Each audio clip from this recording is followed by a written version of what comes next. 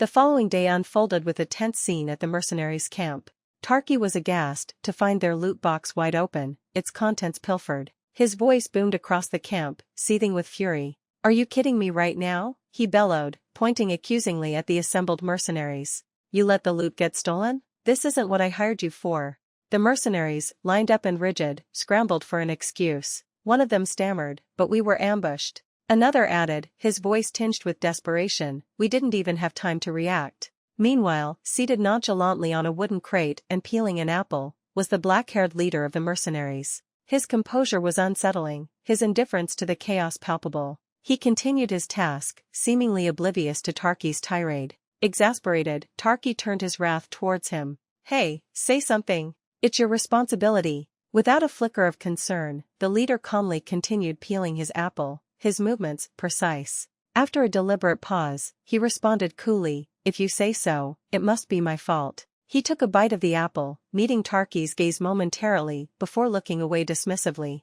Tarki's anger reached the mercenaries, disgruntled by the salary cut yet powerless against Tarki's lineage, exchanged uneasy glances. The captain, unaffected by the pay cut, did not conceal his discontent. "For now, we punish the subordinates for their lack of vigilance. Yet, what we lost matters more." Tarki, trying to maintain control, scoffed. "Must be nothing important, then. It doesn't matter." The atmosphere thickened as the leader approached Tarki, knife still in hand, his politeness tinged with a threatening undertone. "Sir Tarki," he began with a forced smile, "the little rat will likely move on to the next village. Please, use your authority to issue a conscription order there." Tarki hesitated, caught off guard. "The closest village is a public stage station, managed by a noble. It'd be difficult to meddle there." With a condescending smirk, the leader challenged, "And why should I care? Are you refusing to help? Are you bossing me around right now?" Tarki's fury was about to erupt when the mercenary leader's demeanor shifted ominously.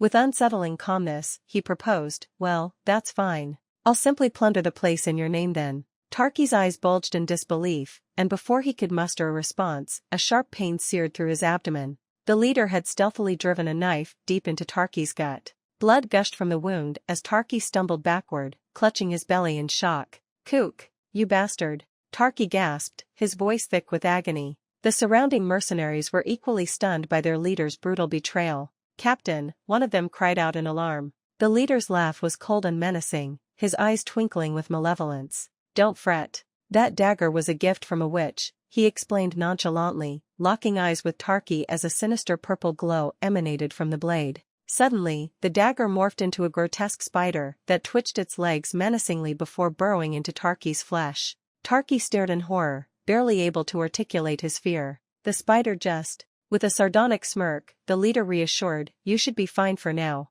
Enraged and terrified, Tarki drew his sword. "What the hell did you do to me?" he roared, ignoring Tarki's distress. As the leader exhaled sharply, a chilling gust of air accompanied his breath. At that moment, Tarki began to feel a piercing pain in his lower abdomen. The sudden discomfort gripped him tightly as Tarki collapsed to the ground, convulsing in pain. "Garar!"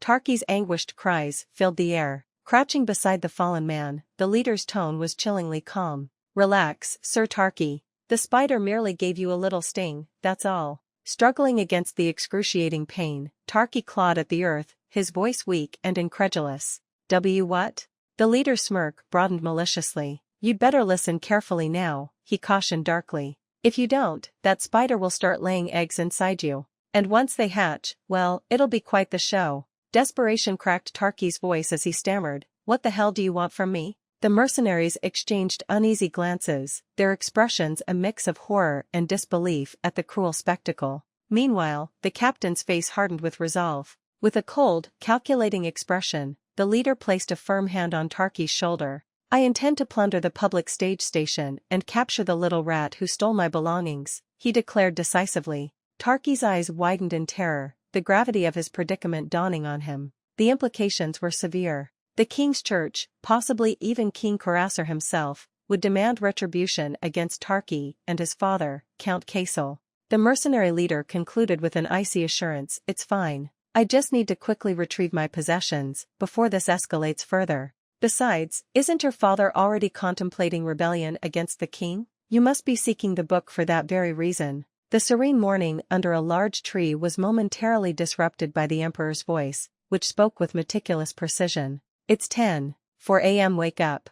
Appreciate the precision of my utility, it tells you the exact time with remarkable accuracy. Mid-am, slightly disoriented from sleep, sat up with a groan and rubbed her eyes. She noticed Azadin standing a short distance away, cradling two wands. Squinting in the bright morning light, she asked, "Did you always have two staves?" Azadin, his gaze fixed on the horizon, responded distractedly, "I found this second one among the mercenaries' supplies yesterday." He extended one of the wands towards Mid-am. "This is identical to the one used by the goblin shaman. Examine it for me, will you?" Intrigued, Ismail stepped forward to accept the wand from Azadin. "Let me handle this, it could be cursed," he cautioned, scrutinizing the wand with a critical eye. He began to cast a diagnostic spell over the artifact. Azadin watched them both intently. "Noticed anything peculiar?" he inquired smoothly. Ismail concentrated, his spell revealing subtle magical signatures. "I'm detecting a blend of green and black energies," he reported, his curiosity piqued.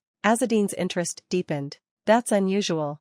If it were from the king of the Fang, the mana would be red. Could this be from another Kurt entity?" "Indeed," Ismail confirmed. "It seems designed to seek out a specific target." Azadin's eyes narrowed thoughtfully. "A tracker wand, then. It's not robust, though. It appears fragile and likely to break easily," Ismail added, handing the wand back. "Yet, despite its rushed creation, it's remarkably effective, far surpassing the capabilities of standard magical instruments." Holding the wand carefully, Azadin contemplated its implications. A wand crafted to locate copies of the Book of the Divine King. It seems there are multiple such devices. This clarifies things. His voice took on a somber tone as he pondered the future. "It appears I'll be facing more trackers." He considered the implications of the wand's function. If the ogre had been using it to search for the page in his possession, revealing its purpose to Mid-am and Ismail might lead them to test it, inadvertently discovering the closest copy of the book, currently with Azadin.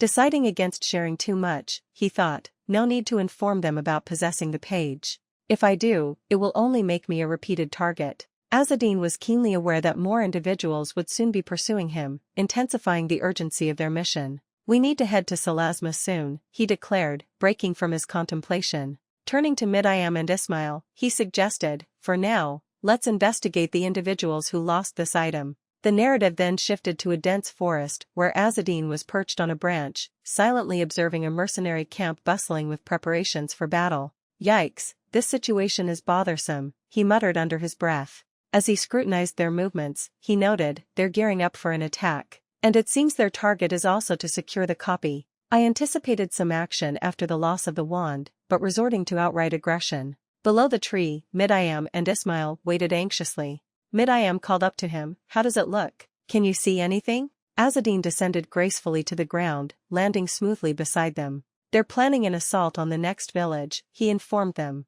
"A public station village?" Mid-am inquired, a crease of worry forming on her brow. "That one's significantly larger than the typical village," Ismail noted, disguising himself as blind. His appearance as a harmless blind pilgrim meant he was not perceived as a threat. Moreover, in the land of hubris, where beliefs in karma and the afterlife prevailed, showing kindness to a blind pilgrim was considered a route to spiritual merit. As he adjusted his ragged cloak, Mid-am pondered, "Their actions are unusually reckless. Could there be a compelling reason for such desperation?" Perhaps, Azadin responded enigmatically as they proceeded toward the village. From afar, the village's castle loomed large over the animated streets, bustling with activity. As they neared the gate, a guard scrutinized Azadin's entry credentials. "A blind man? Very well, tread lightly," he remarked, stepping aside to let them pass. "Thank you," Azadin acknowledged with a discreet nod, leading his companions into the village. Once inside, Mid-am expressed her amazement, "They really do allow blind pilgrims free entry."